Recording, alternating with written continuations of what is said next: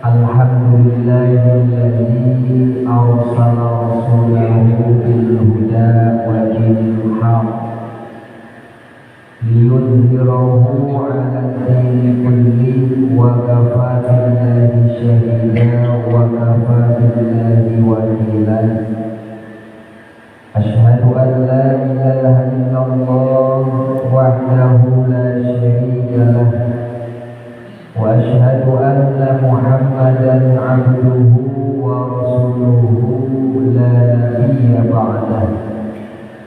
Allahumma shalli wa sallim wa barik 'ala sayyidina Muhammadin wa 'ala alihi wa sahbihi ajma'in, amma ba'du.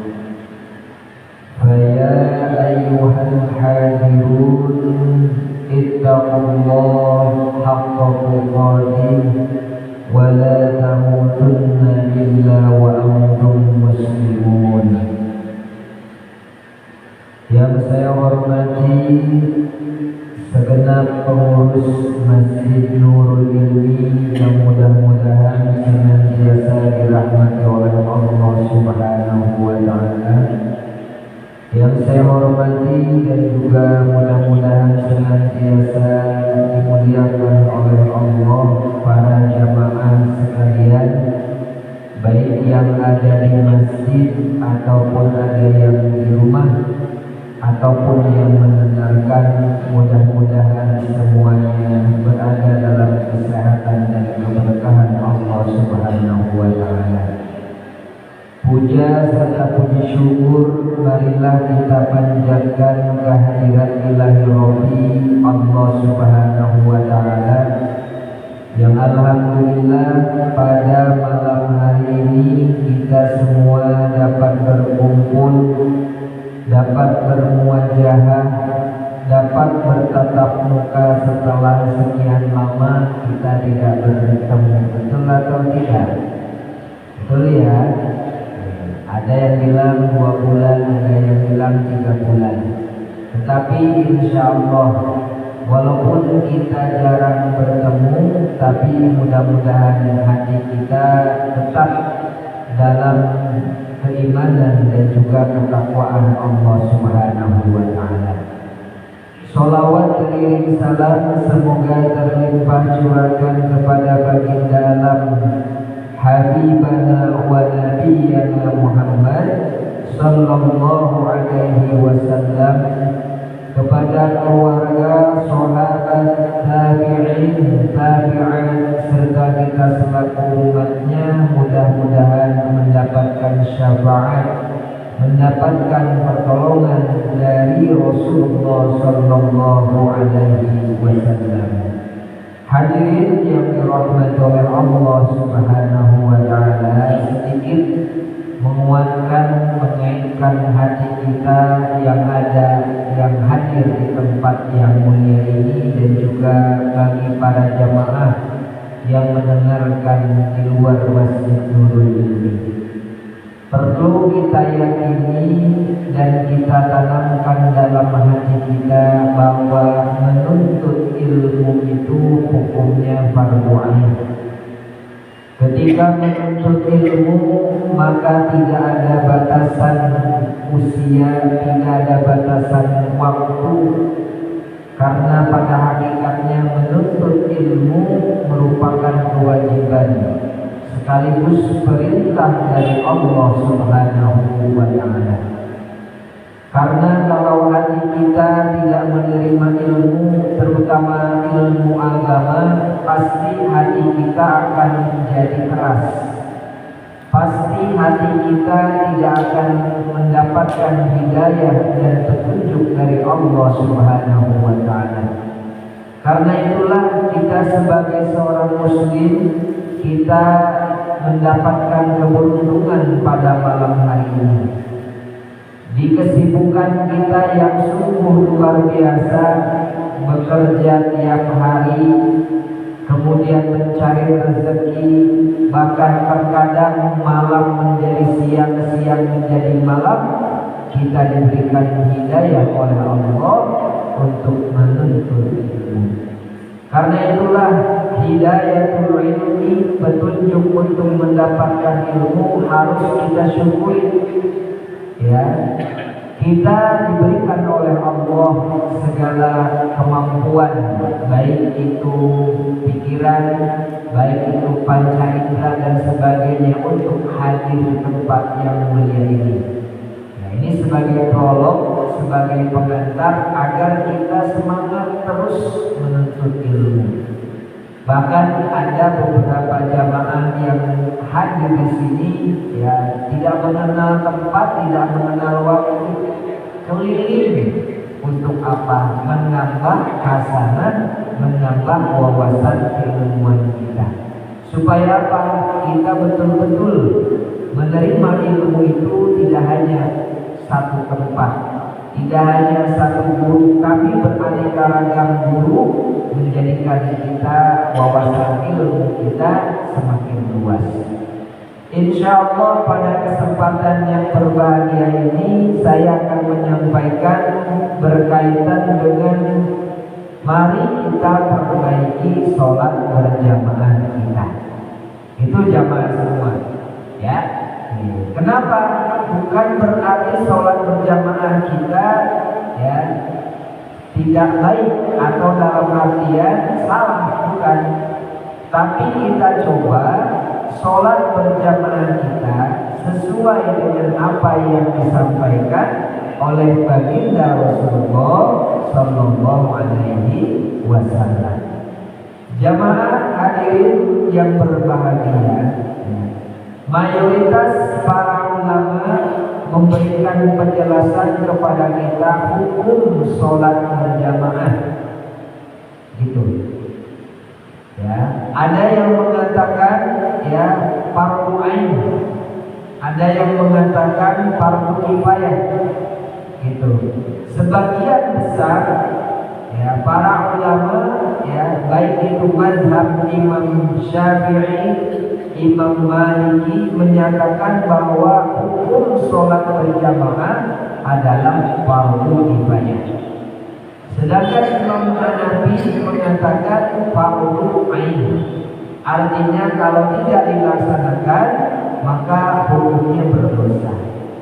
Tetapi sekali lagi mayoritas para ulama mengatakan bahwa hukum sholat berjamaah itu adalah fardu kifayah. Apa artinya fardu kifayah? Berarti kewajiban kolektif, kewajiban kelompok. Jikalau sebuah kelompok atau kaum melaksanakan sholat berjamaah, maka gugur kewajiban sebagian kaum tersebut.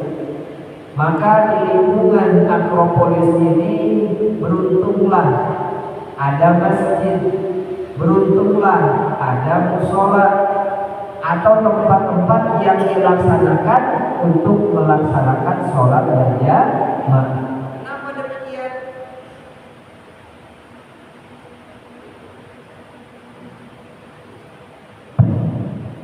Karena kalau misalnya di masjid ini tidak ada yang sholat berjamaah, maka kaum lingkungan yang ada di kaum tersebut, masyarakat tersebut akan berdosa. Ingat, ini juga berlaku bagi amil jenazah, amil zakat dan sebagainya. Hendaklah di antara kita ada yang memang paham terkait dengan amil jenazah ataupun amil zakat ataupun yang lainnya. Hadirin jamaah semua yang dirahmati oleh Allah Subhanahu wa taala, mari kita buka surah yang akan saya sampaikan. Ada 3 ayat Al-Qur'an. Yang pertama adalah surah An-Nisa, surah yang keempat ayat 102 ya. A'udzu billahi minasy syaithanir rajim. Maka Bapak kira-kira bawa handphone? Atau kalau tidak bawa handphone, maka diambil Al-Qur'annya supaya kita bersama-sama baca ya. Maka untuk sambil murojaah, sambil melihat apa yang dibaca dan juga apa yang kita dengarkan ya. Enggak. Ini agak redup ya lampunya. Surah An-Nisa, surah yang keempat setelah surah Al-Fatihah, surah Al-Baqarah, Ali Imran, kemudian surah An-Nisa. Artinya para wanita ya. Ayat 102.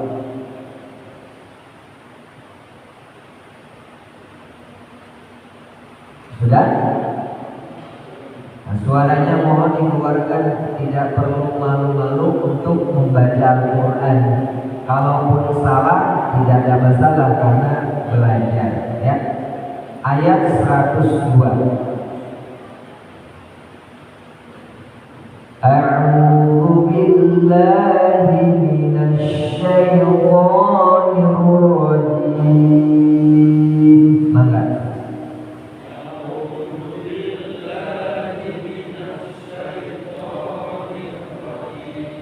Bismillahirrahmanirrahim. Maka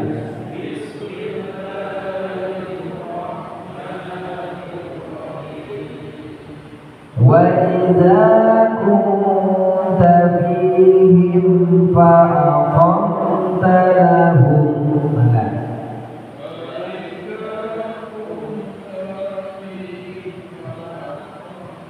ayo saya ulang kembali ya. Wa idza kunta fihim fa aqamta lahum. Maka makin hilang suaranya. Betul gak ayat 102? Betul ya? Ya udah ya.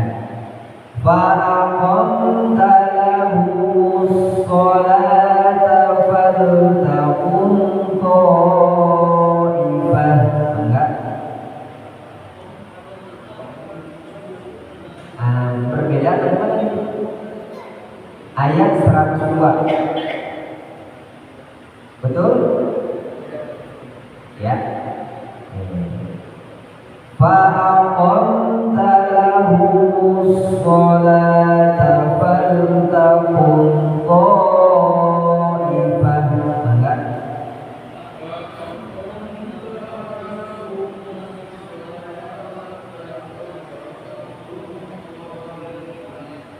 Faltaqum ta'ifatun minhum ma'aka walyakhudhu. Maka faltaqum ta'ifatun minhum ma'aka walyakhudhu aslihatahum. Maka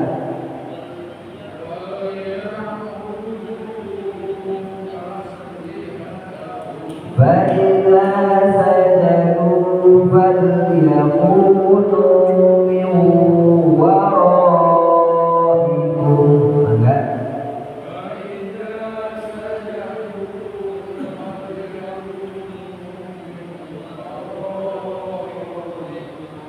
وَلْتَأْتِ طَائِفَةٌ أُخْرَى لَمْ يُصَلُّوا. وَلْتَأْتِ طَائِفَةٌ أُخْرَى لَمْ يُصَلُّوا فَلْيُصَلُّوا مَعَكَ وَلْيَأْخُذُوا. Maka لَمْ يُصَلُّوا فَلْيُصَلُّوا مَعَكَ وَلْيَأْخُذُوا حِذْرَهُمْ وَأَسْلِحَتَهُمْ. وَلْيَأْخُذُوا حِذْرَهُمْ وَأَسْلِحَتَهُمْ.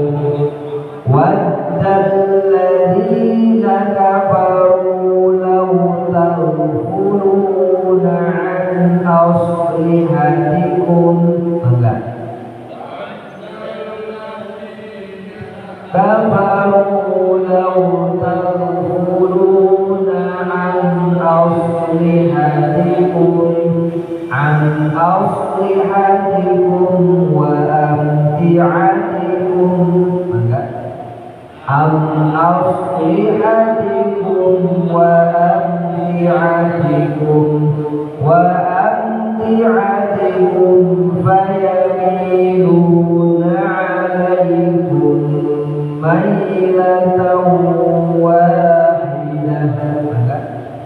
وأمتعتكم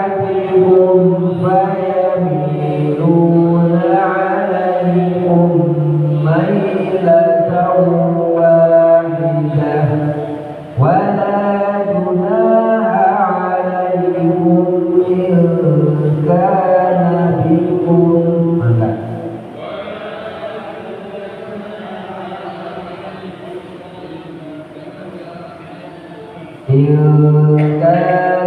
بكم أذى من مطر أو كنتم مرضى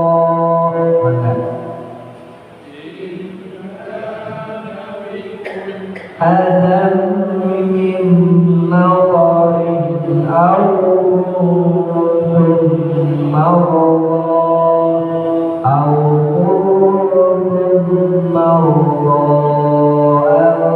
تضعوا أسلحتكم أو كنتم مرضى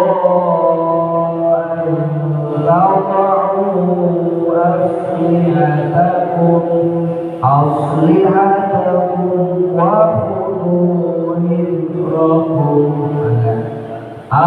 أسلحتكم وخذوا حذركم إن الله أعد للكافرين عذابا مهينا إن الله أعد للكافرين عذابا مهينا. Jamaah semua sengaja di setiap ta'lim biasanya saya mencoba berinteraksi salah satunya dengan membaca Al-Quran supaya apa yang kita baca ya, apa yang kita dengar ya itu ada manfaatnya, walaupun mendengarkan saja ada manfaatnya, apalagi dengan membacanya. Ingat ya, bahasa Rasul, hadis Rasul ya berkaitan dengan membaca Al-Quran. Sebaik-baiknya orang atau kaum adalah orang yang membaca dan orang yang mengajarkannya. Sayyidina Ali pernah mengatakan bahwa ya satu huruf Al-Quran itu bukan satu kalimat. Setiap satu huruf yang kita baca maka itu pahalanya berlipat ganda. Kemudian ini dalil yang berkaitan dengan sholat berjamaah jamaah semua. Walaupun memang sholat berjamaah yang dimaksud di sini adalah dalam kondisi sholat berjamaah peperangan. Artinya Rasulullah SAW waktu itu mensyariatkan sholat berjamaah ketika perang saja disyariatkan untuk sholat berjamaah, apalagi tidak dalam kondisi perang. Dalam sebuah hadis dijelaskan bahwa akan datang suatu masa, akan datang suatu zaman di mana manusia akan berlomba-lomba hatta sampai dia diikuti untuk mendapatkan shaf yang pertama ketika sholat berjamaah. Jamaah semua, orang yang ingin sholat berjamaah harus sampai diikuti di rakaat di baris yang pertama. Kenapa demikian? Karena keutamaan, karena kemuliaan orang-orang yang sholat berjamaah, apalagi di shaf yang pertama. Maka jangan ragu kalau misalnya kita sholat berjamaah mengambil shaf yang pertama.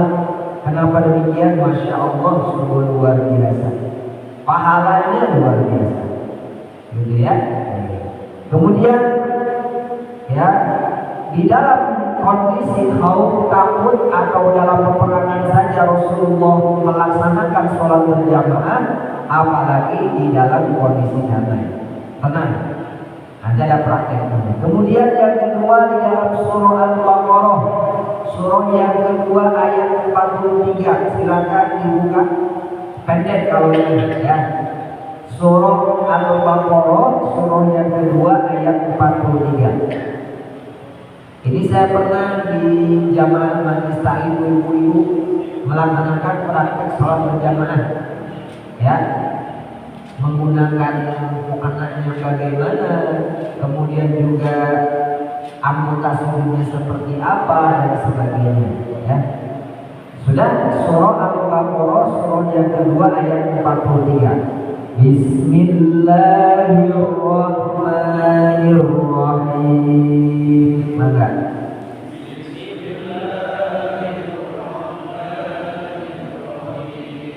wa aqimus sholata wa atuz zakat.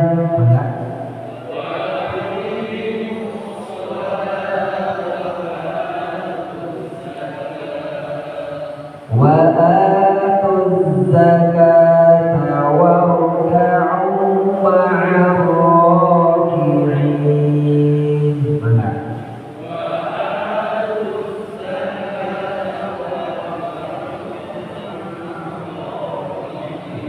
Tegakkanlah sholat, laksanakanlah sholat. Ingat, sudah kita ketahui bersama dan sudah kita yakini bahwa sholat itu rukun Islam yang kedua. Kadang-kadang menjadi apa ya? Menjadi istihza kalau dalam bahasa agama. Apa itu istihza? Istihza itu menyepelekan, ya, ngejek dan sebagainya. Ayo sholat berjamaah. Sholat itu rukun Islam yang kedua, satu syahadat, gitu ya. Kalau niatnya memang untuk mengejek atau merendahkan syariat agama Islam di dalam kitab, ya, dalam kitab Sulamul Tauhid, maka itu termasuk, mohon maaf, termasuk murtad ucapan. Kenapa? Karena mengejek, merendahkan syariat yang bernama sholat dengan alasan masih ada waktu, dengan alasan masih waktunya nanti dan sebagainya. Kalau niatnya istihza, mengejek dan sebagainya, kalau dalam kitab Sulamul Tauhid itu termasuk murtad ucapan. Tapi serendah-rendahnya adalah, mohon maaf, nifaq atau munafik. Maka sebaiknya bagaimana kalau ada azan kumandang, kemudian kita diajak sholat berjamaah atau sholat sendiri dan sebagainya, minimal kita tidak mengucapkan merendahkan syariat agama yang bernama sholat. Nanti sholat rukun Islam yang kedua, nanti aja gampang. Tahu-tahunya nanti waktu sholatnya habis. Nah itu bahaya. Warka'u ma'ar raki'in, dan rukulah bersama orang-orang yang ruku. Ini indikasi makna tersirat berkaitan dengan apa? Bahwa sholat berjamaah itu disyariatkan. Ruku bersama orang-orang ruku. Kemudian yang terakhir, ya, surah An-Nisa, surah yang keempat, masih surah yang keempat. Ya, ayat 142. Gampang jamaah semua untuk mengecek orang-orang yang memang punten, ya, orang-orang yang istilahnya hanya manis di bibir tapi dalam hati ya pahit. Ya, orang-orang munafik cirinya adalah orang yang malas di dalam sholat. Perhatikan. Bismillahirrahmanirrahim. Ada.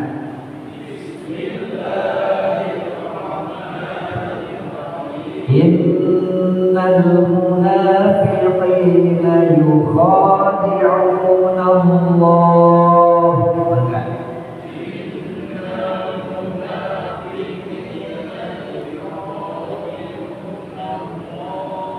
yukhadi'una Allah wa huwa khadi'uhum. Enggak.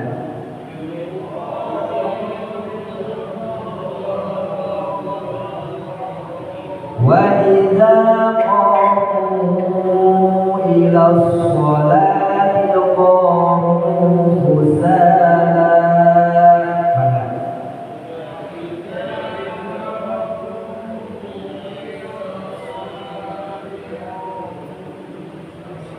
Ini kayaknya suaranya nggak kenapa nih zaman. Udah pada makan malam ya? Udah dua kali. Ayo semangat jamaah semua ya. Saya aja belum makan ya, kata Pak Irfan tetap semangat. Mohon berjalan ya. Jadi jamaah semua yang dirahmati oleh Allah Subhanahu wa taala ya, belum selesai. Yuraunan nasa wa la yadhkurun.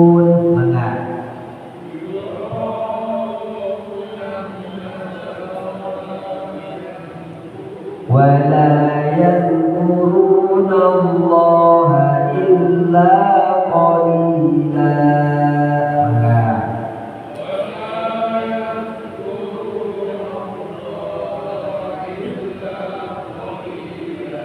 Ayat ini menurut saya pribadi menarik ya, jamaah semua ya, menguatkan semua hadis ya, ayatul munafiqi salatun dan seterusnya, ciri munafik dan seterusnya. Ini ayat ya, salah satunya berkaitan dengan salah satu sahabat ya, dulu sahabat tapi ternyata dalam kenyataannya musuh dalam selimut gitu ya. Siapa? Yaitu Abdullah bin Ubay bin Salul, salah seorang yang memang ya setia sama Rasul ya awalnya, kemudian ternyata ada motif-motif tertentu di balik ya ketaatan kepada Rasul ya, dalam artian ya sabuhun daun tapi hatinya bertolak belakang dengan kenyataannya. Ini berkaitan dengan ciri-ciri orang munafik. Salah satunya indikatornya adalah wa idza qamu ila sholati qamu kusala. Ketika melaksanakan sholat, dalam hal ini bukan mungkin ya, sholat munfarid ataupun sholat berjamaah. Sholat munfarid itu sholat sendiri jamaah semua. Jadi dalam istilah fikih, di dalam sholat itu ada sholat berjamaah, ada sholat munfarid, ada sholat ya, ada sholat masbuk. Itu jamaah semua ya, jamaah masbuk. Jadi kalau misalnya jamaah semua sholat berjamaah dari Al-Fatihah, dari takbir di awal sampai salam, itu adalah ya disebut dengan makmum muwafiq. Apa itu makmum muwafiq? Makmum yang dari awal sampai akhir mengikuti imam. Minimal apa jamaah semua? Makmum muwafiq itu ketika imam ruku, saya ulang, ketika imam ruku ya, si makmum mendapati dia ikut ruku. Kalau sudah tinggal, maka sudah bukan lagi makmum muwafiq tapi makmum masbuk. Jadi mohon maaf kalau jamaah ketika tinggal jangan menyusul, udah ikuti aja rakaat yang kedua. Itu namanya makmum muwafiq. Ya, kalau makmum masbuk berarti ketinggalan rakaat. Kalau sholat munfarid sholat sendiri. Gitu jamaah semuanya ya. Di sini dijelaskan ketika sholat berjamaah, ciri orang munafik itu nggak sholat ya sholat, tapi hatinya malas, bahkan terpaksa. Yuraunan nasa wa la yadhkuruna Allah illa qalila. Yuraun itu artinya apa? Riya.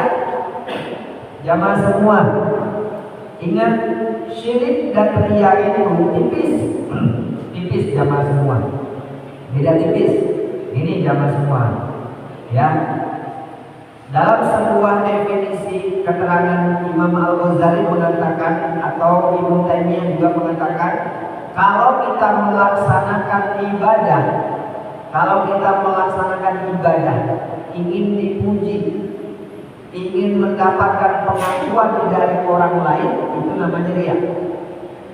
Kalau kita meninggalkan ibadah karena takut disebut orang pintar, disebut orang yang alim, kita tinggalin itu ibadah tersebut. Itu namanya syirik asghar.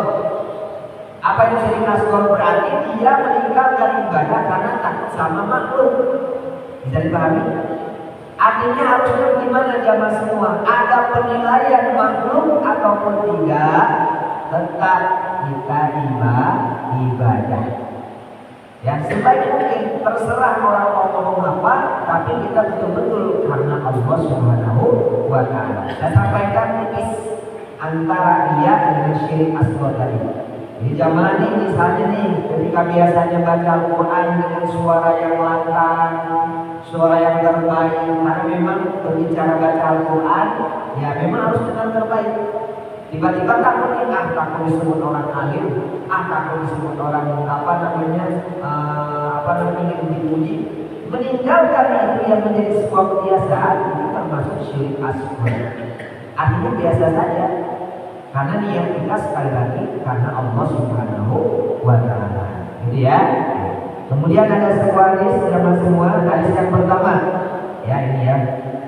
Kita pernah mendengar jamaah semua, sebelum sholat berjamaah Rasul mensyariatkan ya, membunyikan atau membacakan sawu sufufakum, gitu ya. Fa inna taswiyatas suf min tamamis sholat. Ya, ada yang mengatakan di hadis yang lain ini muttafaqun alaih. Muttafaqun alaih itu sekali lagi adalah ya mufakat dari Imam hadis Bukhari dan Muslim. Sawu sufufakum. Baina taswiyatas suf ya, baina taswiyatas suf wa min tamamis shalah atau min iqamatis shalah. Punten jamaah semua ya, berkaitan dengan rapatnya barisan atau rapatnya saf itu termasuk kesempurnaan sholat. Bahasanya kan kesempurnaan sholat. Ini hadisnya bukan berarti ketika renggang itu tidak sempurna sholatnya, kurang sempurna. Karena ada yang menghukumi itu wajib gitu. Ketika berbicara ketemunya jari dengan jari, gitu ya. Jadi sewajarnya saja jamaah semua. Kalau memang mau rapat ya silakan rapat, tapi tidak memaksakan diri. Itu jamaah semua. Memang nanti ada ruang kosong dalam sebuah hadis dijelaskan. Ingat, ketika berbicara masjid, setan tetap ada. Bahkan bisa menggoda manusia. Jangankan berbicara, jangankan ketika sholat berjamaah, di luar sholat berjamaah pun seperti sekarang lagi kajian, setan ada. Ganggu kita, nggak fokus, ngantuk, ya dan sebagainya. Itu berarti ada godaan setan. Bahkan dalam istilah kita tidak tertentu ada nama-nama setan. Bahkan di dalam surah An-Nas dijelaskan, gitu ya. Ya, setan itu was-was itu dalam artian perilakunya seperti setan itu bisa dari manusia. Gitu ya jamaah semua. Maka gak heran kadang-kadang kita nyebutin manusia dengan kata-kata yang kurang baik, ya dasar setan dan sebagainya. Maksudnya apa? Perilakunya seperti setan, ya. Tapi jangan sembarangan juga menyebut orang lain setan. Yang ada adalah apa? Ribut, gitu ya. Jamaah semua. Jadi sekali lagi ketika kita akan sholat berjamaah, bahkan imam disunahkan ke belakang dulu, melihat kiri dan kanan dulu. Dilihat, takutnya ini jamaah semua ketika sholat berjamaah ada kalanya kan begini. Shaf yang kedua disunahkan di mana? Di kiri kanan atau tengah? Tengah. Setelah tengah baru ke kanan. Kanan ini ya, posnya begini. Terus dulu baru ke kiri. Bahkan ada tata urutan shaf di dalam sholat. Jadi jamaah semua. Jadi kalau ada anak kecil di depan, itu di belakang dulu. Kenapa? Takutnya ada kesalahan dalam sholat berjamaah. Makanya di belakang imam itu, mohon maaf, ada lebih alim gitu. Jadi kalau istilah di Makkah itu selalu imam itu yang di posisi yang kedua itu dinamain. Dinamai itu maksudnya sajadahnya. Bukan berarti sebagai bentuk apa kelebihan, bukan. Tapi jangan sampai kita ngambil ya memang yang bagian dari yang biasanya jadi makmum kalau misalnya imamnya salah atau lupa ataupun yang lainnya. Itu jangan semua ya. Tuh, kemudian berikutnya hadis yang kedua. Hadis yang kedua. Ma min salasatin fi qaryatin wala badin la tuqam fihi musalla illa qad istahwada 'alaihi syaitan fa 'alaika bil jama'ah ya fa 'alaika bil jama'ah fa inna ma yaqulu dhi'u qasiyah. Tidaklah 3 orang di suatu desa ataupun lembah yang tidak mendirikan sholat berjamaah, melainkan setan telah menguasai mereka. Jadi kalau misalnya ada satu kaum, suatu tempat ada 3 orang nih tidak sholat berjamaah, maka sebenarnya ya setan telah menguasai mereka. Ingat, jamaah semua sholat berjamaah tidak terpaku di masjid saja. Boleh nggak sholat berjamaah di rumah? Boleh. Misalnya ya orang tua atau kita sebagai ayah pimpin siapa? Istri, anak kita. Tapi memang untuk laki-laki sebaiknya sholat berjamaahnya di mana? Di masjid. Dan bisa di rumah itu misalnya ibu dengan anaknya, betul nggak? Atau anak laki-lakinya mengimami ibunya.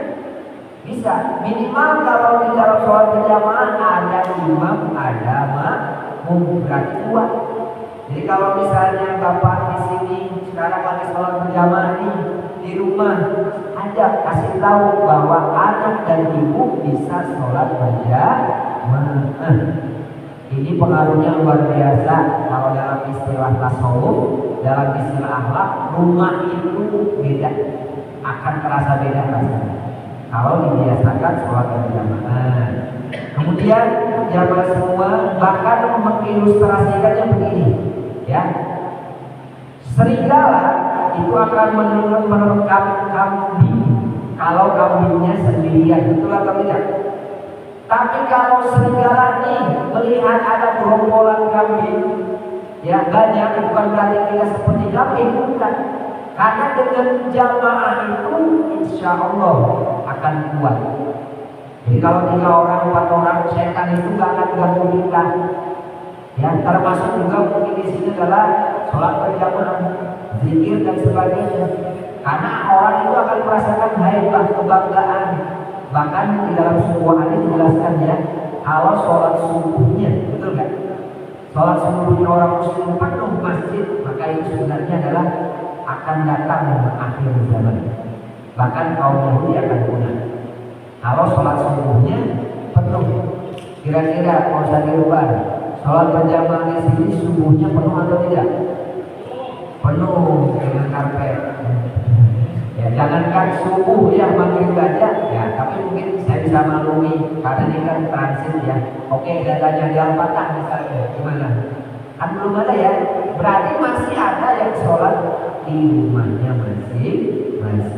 Ingat ya, dalam sebuah makalah, sebuah peribahasa, la islama illa bil quwwah wala quwwata illa bil jamaah wala jama'ata illa bil ta'at wala ta'ata illa bil imarah. Ini jamaah semua. La Islam, tidak ada kekuatan Islam, tidak ada Islam kalau tidak ada kekuatan. Ya, la quwwata illa bil jamaah. Kekuatan itu muncul kalau berjamaah. Coba kalau makan nih jamaah semua, makan nih misalnya. Ya, makan sendiri satu centong, satu bakul, pasti itu terasanya banyak, bahkan sulit habisnya. Coba kalau misalnya kita makan berjamaah, yang tadinya misalnya mungkin cukup untuk 1 orang, ternyata cukup untuk 3 orang, bahkan terasanya oleh kita kenyang. Itu yang disebut dengan berkah. Ya. Artinya apa jamaah semua? La Islam illa bil quwwah wa la quwwata illa bil berjamaah, wala jama'ata illa bi'to'ah. Ketaatan kepada Allah itu menjadi fondasi penting. Jadi kalau ada giroh, semangat untuk sholat berjamaah, walaupun hujan, walaupun panas dan sebagainya, karena ada Allah pasti insya Allah bisa. Gitu jamaah semua, ya. Kemudian hadis yang terakhir, mohon maaf ternyata bukan tadi yang terakhir ini, ya. Qala irji'u ila ahlikum fa'aqimu bihim wa'allimuhum wa'muruhum wa dzakaru asya'a ahfaduha aw la ahfaduha wa sallu kama ra'aitumuni usolli. Ini, wahai jamaah semua, kembalilah kepada keluarga kalian. Jadi Rasul memberikan penjelasan begini. Setelah Rasul kajian seperti ini, bukan saya sebagai Rasul, tapi ibaratnya ya ini belajar bahwa Rasul mengajarkan ilmu kepada para sahabatnya. Balik ke rumah, kata Rasul begini, tinggallah bersama mereka, alimu, ajarkan kepada mereka. Untuk jamaah semua, saya mau nanya, ketika jamaah semua mendapatkan ilmu, entah itu di Nirwana, entah itu di Akropolis, entah itu di Pinggapulita, apa yang didapatkan oleh jamaah kira-kira ditransfer nggak ilmunya? Disampaikan nggak ilmunya? Disampaikan. Disampaikannya benar apa enggak? Nah, insya Allah benar ya. Nah, ini penting. Di sini dijelaskan ketika kita mendapatkan ilmu, sampaikan. Kan kita kadang-kadang serba salah, betul nggak? Apa serba salahnya? Ya, sebelum kita menyampaikan, istri kita sudah tegas duluan. Betul atau tidak? Bukan pengalaman pribadi, bukan ya. Dicerita, karena banyak juga jamaah perempuan juga begitu. Biasanya perempuan yang banyak nasihat suaminya. Kenapa? Karena banyak pengajiannya. Kata Pak Ustaz ini ya, kayaknya apa ya, kalah kita sebagai suami. Gitu ya. Nah, makanya juga jamaah laki-laki itu sebenarnya harus ada jadwalnya. Minggu di sini, minggu di sana dan sebagainya. Supaya apa? Kita juga pembendaharaan ilmunya banyak. Kemudian beliau lantas menemukan sesuatu. Aku pernah ingat, lalu lupa. Beliau mengatakan, "Shallu kama ra'aitumuni usolli." Ini penting. Salatlah kalian sebagaimana kalian, bahasanya bukan kalian melihat sholat itu. Ini jamaah semua berkaitan dengan riwayat sholat Rasul itu beraneka ragam, bahkan bacaannya beraneka ragam. Ya, doa kita misalnya Allahu Akbar kabira walhamdulillah seterusnya. Bahkan ada doa yang lain, Allahumma ba'id baini, ya, kama ba'da khotoya dan sebagainya. Bahkan ketika ruku juga ada beberapa macam. Hati-hati jamaah semua. Biasanya saya setelah ngasih materi ini, saya memberikan bacaan-bacaan yang beraneka ragam di dalam sholat. Artinya apa jamaah semua? Semua ada sanadnya, semua ada hadisnya. Misalnya gini, dalam ruku ya atau sujud, Rasul membaca bacaan yang sama. Ya, misalnya membacanya kan kalau kita subhana rabbiyal azimi wa bihamdi. Kemudian dalam sujud subhana rabbiyal a'la wa bihamdi. Nah, Rasul membaca doa begini, subhanakallahumma wa bihamdika Allahumma ighfirli, misalnya begitu.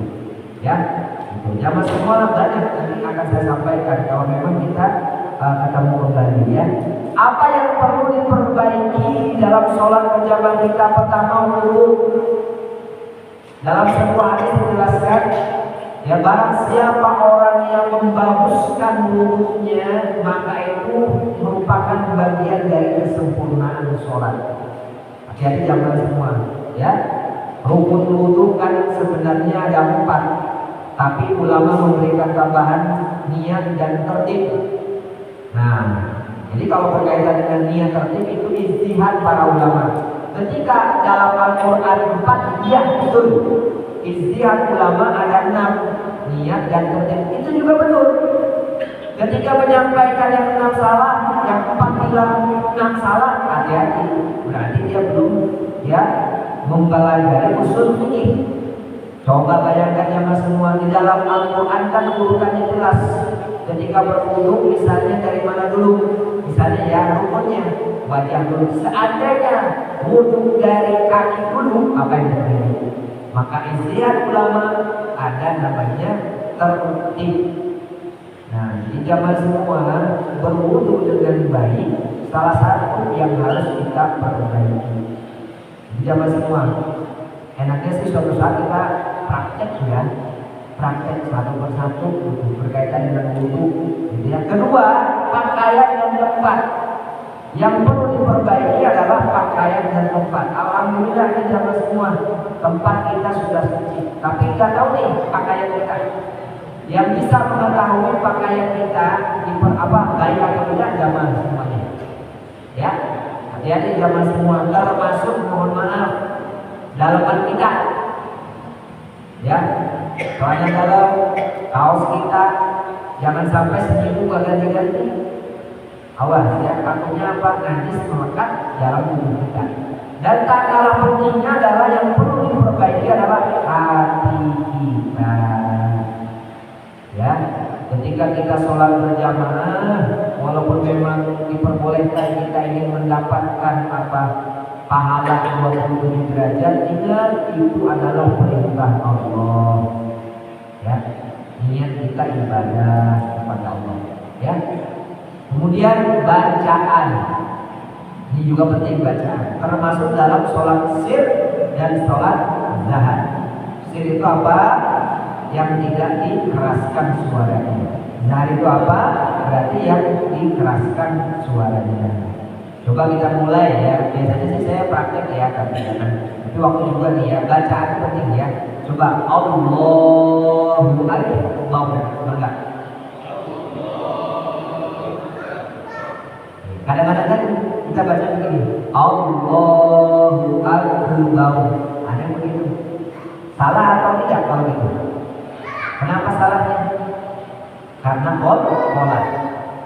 Di dalam kitab kitab Al-Azkar ya, karangan Imam Nawawi selain itu Sholihin Al-Azkar, bolehkah kita mengganti Allahu Akbar dengan Allahu Somad? Ini sudah mutlak, tidak boleh.